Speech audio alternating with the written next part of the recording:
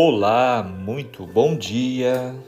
Que a graça e a paz de nosso Senhor Jesus esteja com você, com sua família, neste novo despertar com Deus. Vamos ao nosso estudo de hoje, em Números, capítulo 5, com o tema Pureza no acampamento. Número 5 contém instruções e leis relacionadas a questões de pureza, ciúme e restituição dentro da comunidade israelita. Trata de questões de pureza moral e ritual, bem como da resolução de disputas envolvendo suspeitas de infidelidade. A purificação do arraial, lei de prevenção contra doenças contagiosas tais como a lepra, doenças sexuais e impurezas. Os doentes deveriam ser isolados para manter a saúde e a higiene no arraial, no acampamento. O 5º capítulo nos ensina as seguintes lições. Primeiro, a necessidade da santidade, vista nas constantes e variadas exortações sobre o assunto. Segundo, a estreita relação que há entre a santidade que se exige dos homens e a presença e o caráter de Deus no meio do seu povo, no qual Deus habita. Terceira lição, as condições de sermos considerados aceitáveis a Deus sempre são o sacrifício e a purificação. O grande princípio da restituição, tanto aos homens como ao próprio Deus. Essa é a introdução em nosso estudo de hoje, capítulo 5.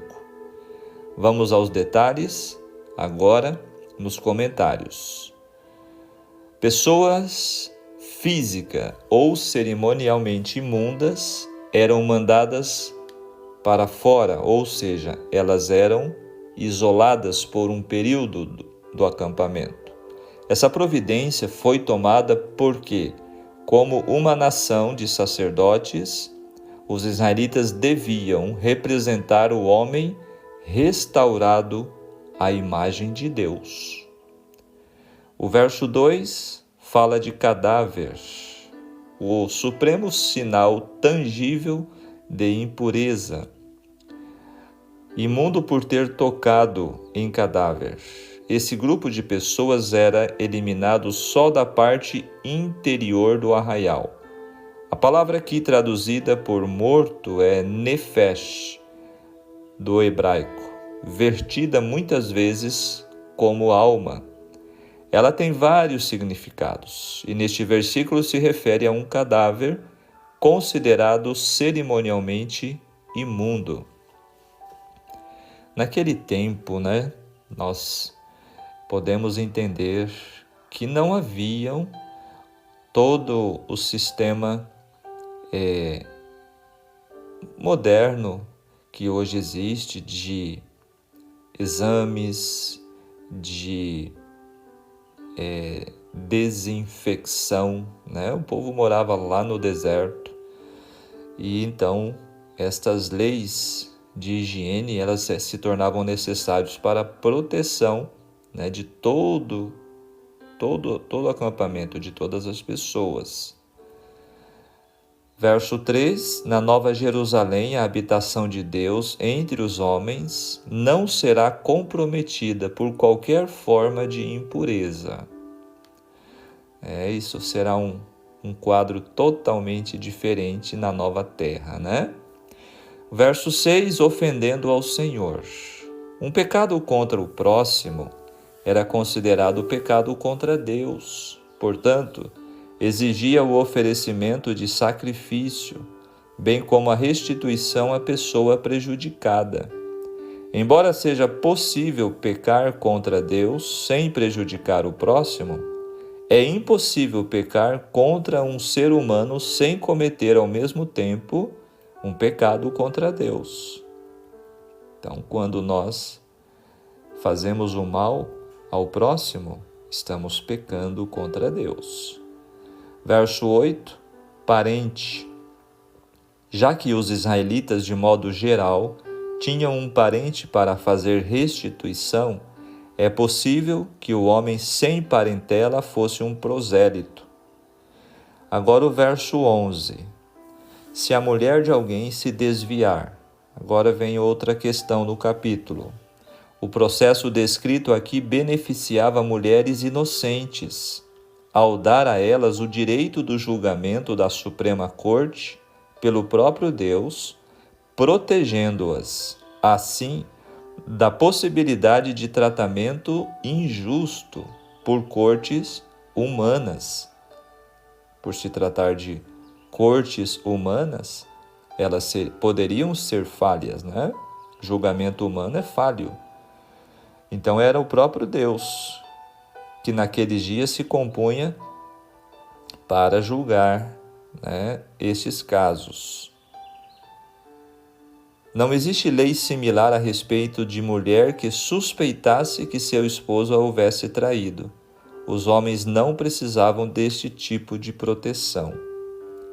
Agora o verso 13, não houver testemunha. Neste caso, havia total suspeita por parte pelo menos do marido, mas nenhuma prova concreta. Eram necessárias 2 testemunhas para garantir a condenação, de acordo com a lei. A morte era o castigo para a culpa comprovada naquele tempo. Verso 14, o espírito de ciúmes.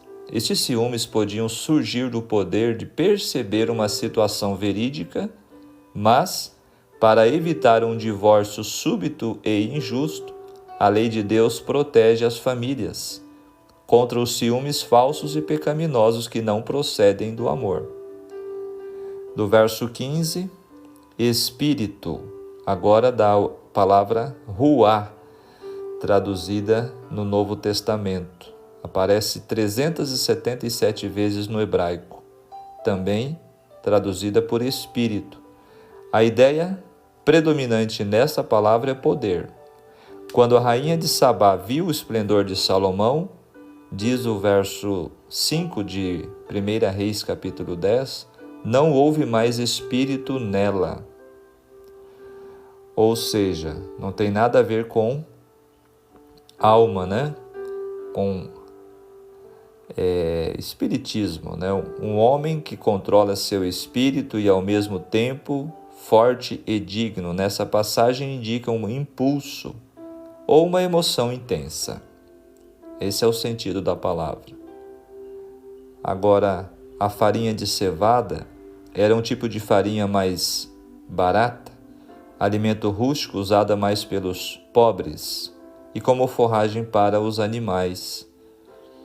Não deitará azeite, esta era uma ocasião extremamente infeliz, por isso o azeite, que é símbolo de alegria e felicidade, ficava de fora. O verso 17 fala da água santa. Não há semelhança alguma entre essa água e a suposta hoje água benta, tá? Não tem nada a ver a semelhança. Verso 18, soltará a cabeleira dela, trata-se de um ato de vergonha, e lhe porá as mãos. Todos esses atos tendiam a minar a resistência da mulher e levá-la a confessar, caso ela fosse mesmo culpada. Era um processo, então, que seguia-se nesta cerimônia aí para comprovação se o ciúme do marido tinha realmente um sentido ou se realmente era falso, né? E aí fala também da água amarga. A água em si não tinha gosto amargo, mas para a pessoa culpada traria resultados amargos. E o verso 21, o Senhor te ponha por maldição. Quando proferissem uma maldição ou fizessem um juramento, as pessoas lembrariam o nome dela nas imprecações destinada aos ofensores, dizendo: que o Senhor te faça como aquela mulher. Que a sua barriga inche e que você jamais tenha filhos. A linguagem figurada aqui fala da perda da capacidade de ter filhos e, no caso de gravidez existente, de aborto ao filho. No Antigo Oriente Médio, se fosse negada a uma mulher a possibilidade de ter filhos, a perda pessoal seria de proporções inestimáveis. O pior castigo que uma mulher poderia ter naquele tempo era a impossibilidade de ter filhos. Então, este capítulo nos traz aqui um relato, que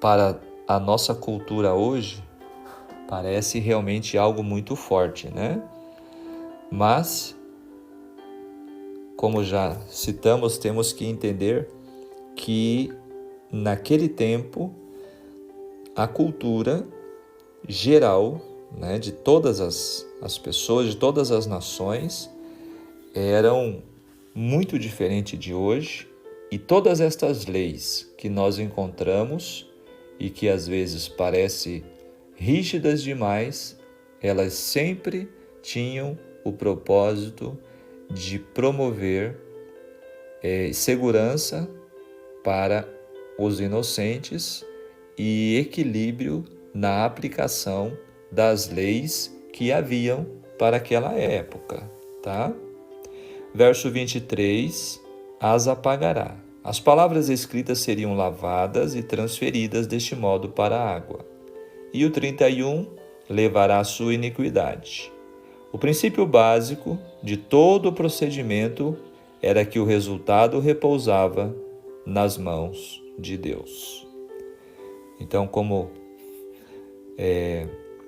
falamos no início, pode ser que algum marido surgisse, como é comum hoje em dia, a pessoa que tem ciúme, seja homem ou mulher, muitas vezes esse ciúme é exagerado, é infundado e pode não ter realmente uma razão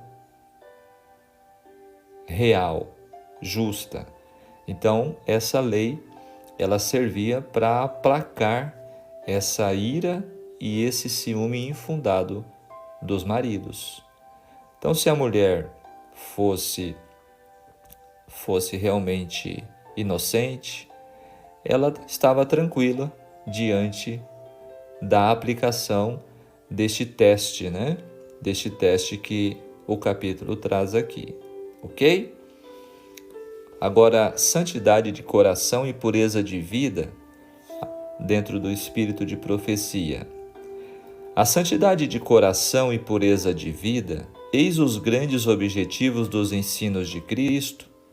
Em seu Sermão no Monte, depois de especificar o que precisa ser feito, a fim de ser bem-aventurado, e o que é preciso não fazer, diz: sede vós, pois, perfeitos, como é perfeito o vosso Pai que está nos céus.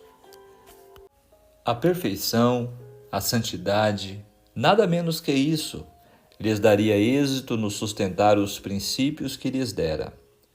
Sem essa santidade, o coração humano é egoísta, pecaminoso e depravado. A santidade levará seu possuidor a dar frutos e ser rico em toda boa obra. Ele nunca se cansará de fazer o bem. Tampouco terá em vista a promoção deste mundo. Visará ser promovido pela majestade do céu, quando ele exaltar a seu trono seus santificados e santos. A santidade de coração produzirá retas ações. Como Deus é puro em sua esfera, assim o homem deve ser na sua, e será puro se Cristo, a esperança da glória, habitar no interior, pois ele imitará a vida de Cristo e refletirá seu caráter. Meditação matinal de 1956, página 10. Agora, vamos aplicar o estudo do capítulo 5 para os dias de hoje, as nossas vidas.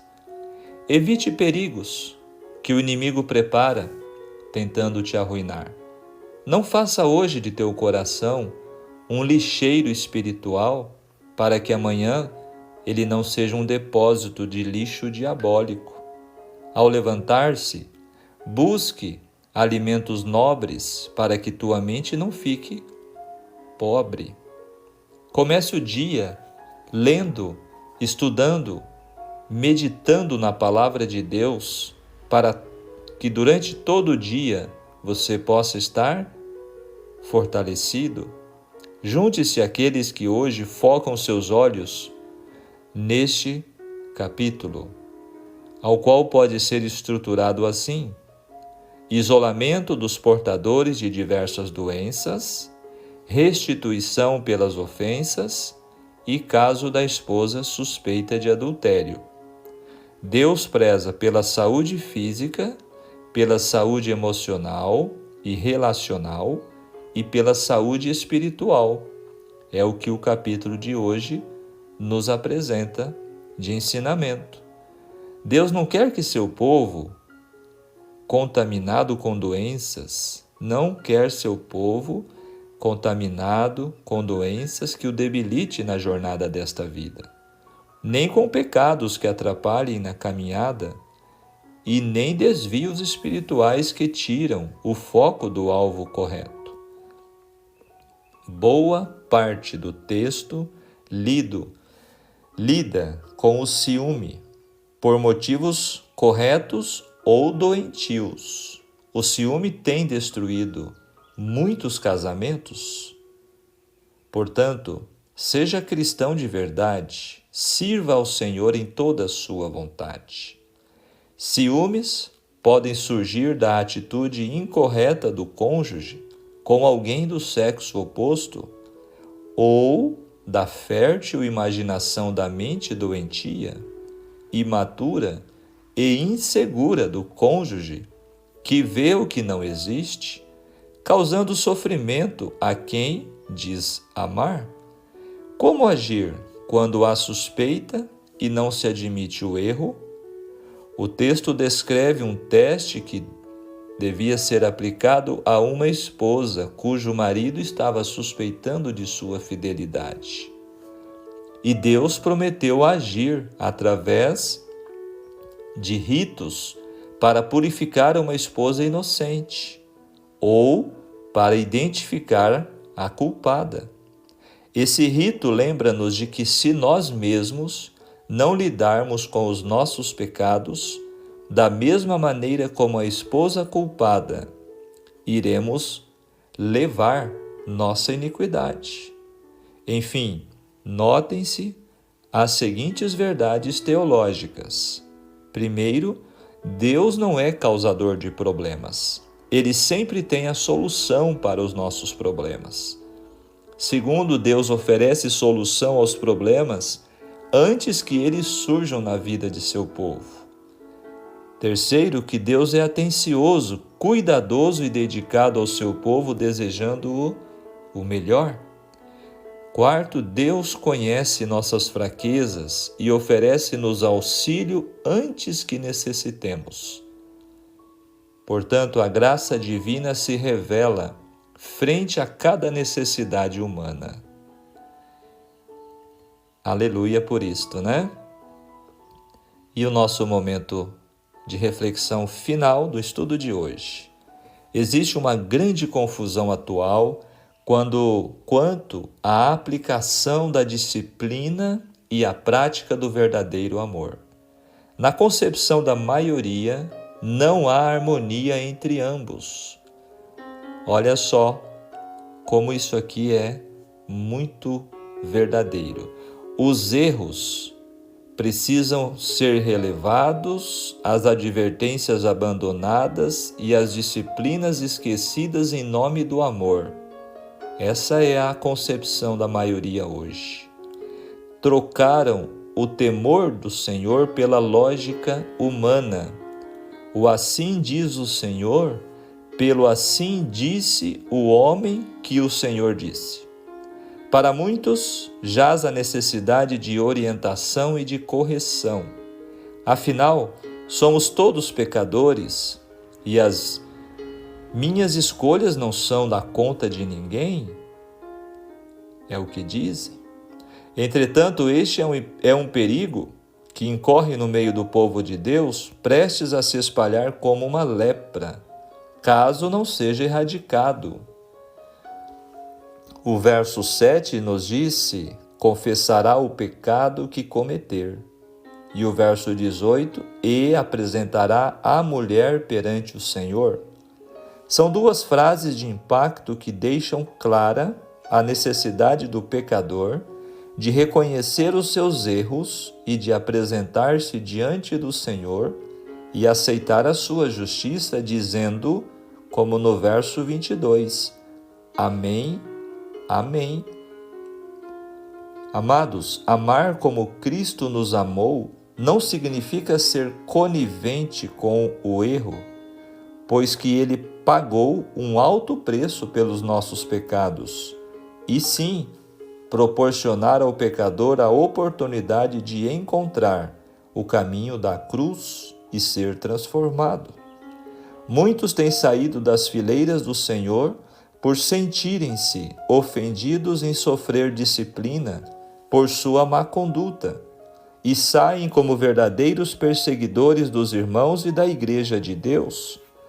Há, porém, aqueles que são desviados pelo mau testemunho ou procedimento de um professo cristão que os disciplinou sem obedecer à ordem bíblica, disciplinando com mansidão os que se opõem, na expectativa de que Deus lhes conceda não só o arrependimento para conhecerem plenamente a verdade, mas também o retorno à sensatez, livrando-se eles dos laços do diabo.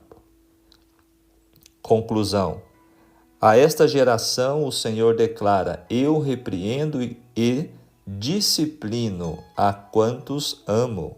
Sê, pois, zeloso e arrepende-te. Está em Apocalipse 3,19. O zelo é o atributo que o Senhor nos concede, a fim de despertar a nossa consciência para o que é bom e rejeitar o que não é.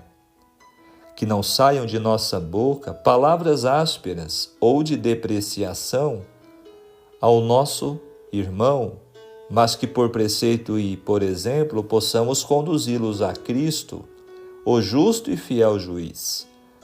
Que o Espírito Santo nos conceda um coração sempre zeloso, disposto a aceitar a correção e cheio do amor de Deus para corrigirmos uns aos outros com espírito de brandura e sincero interesse em sua salvação.